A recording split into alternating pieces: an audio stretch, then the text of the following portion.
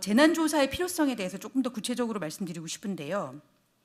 지금 이제 대통령과 이 정부는 계속 수사 결과를 보고 얘기하자라고 얘기를 하고 있습니다. 사실 이게 다른 태도가 아닙니다. 세월호 참사 때 처음으로 저희가 재난조사와 관련된 위원회를 만들었고 그 이전에는 계속 수사에 치중한 결론만이 나왔었습니다. 그러다 보니까 꼬리 자르기다, 재발 방지책이 나오지 않는다 이런 비판들이 계속 있었던 건데 지금 이 정부는 역사를 거슬러 가고 있는 거죠. 그런데 수사는 형사처벌의 한계가 너무나 뚜렷합니다.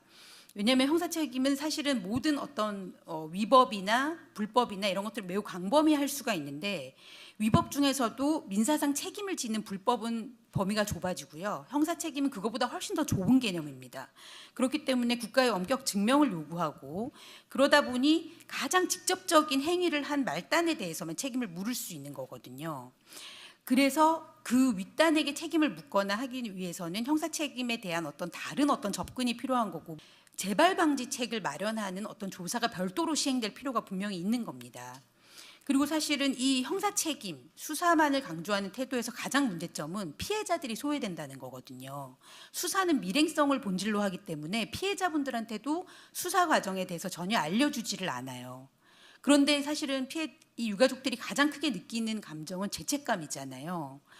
우리 아이를 어떻게 하면 잃지 않을 수 있었을까. 그렇기 때문에 피해자분들에게 우리가 조사를 해보니 정보를 투명하게 공개하면서 이렇게 돼 있었다, 이런 문제가 있었다, 이런 것들을 계속 소통하면서 조사를 하는 과정들이 필요한데 수사로서는 그 과정이 이제 성립을 할 수가 없습니다.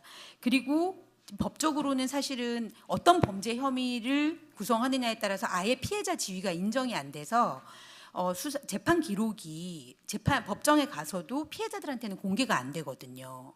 그리고 피고인들한테만 공개가 되다 보니까 이거는 오히려 이 사회적 교훈으로 이 재판 기록을 쓸 수가 없습니다. 이것이 어떻게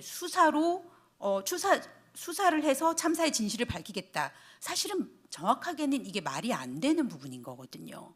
그런데도 지금 현재 정부는 이런 부분이 이미 세월호 참사에서 많이 드러났음에도 불구하고 아무런 문제의식이 없다는 게 제가 좀 너무 답답한 부분이고요. 그래서 형사처벌 만능주의에서 제발 좀 벗어나 주셔라. 재발 방지를 위한 재난조사의 질문의 초점이 다르다. 그리고 조사의 방식도 완전히 다르다. 그것들을 인지하시고 지금부터라도 독립조사가 행해질 수 있도록 좀 조사 단위를 꾸려주셔야 된다. 그 얘기를 하고 싶습니다. 특히 이 재난조사와 관련해서는 질문의 범위가 매우 넓은데요. 예를 들면 세월호 참사에서는 김기춘이 허위공문서 작성 혐의로 결국은 기소가 됐다가 무죄가 났습니다. 그런데 정작 그 재난에 대한 전반적인 책임이 있었던 대통령에게는 아무런 질문이 행해지지 않았거든요. 왜냐하면 수사는 김기춘 그 시의 그 단계에서 제가 보고하지 않았다라고 하면 수사를 할 근거가 없기 때문에 범죄 혐의와 관련해서는 박근혜 대통령을 조사할 수 없었죠. 하지만 재난조사에서는 오히려 박근혜 대통령에게 계속 물어봤었어야 되는 거거든요. 보고서를 직접 읽으셨냐. 읽으셨다면 왜 전원구조가 오보라는 것이 11시에 청와대 위기관리센터에 한 라인에 분명히 보고가 되었는데도 왜 대통령은 보고를 못 받으신 거냐, 아니면 보고서에 기재가 돼 있었음에도 모르셨던 것이냐.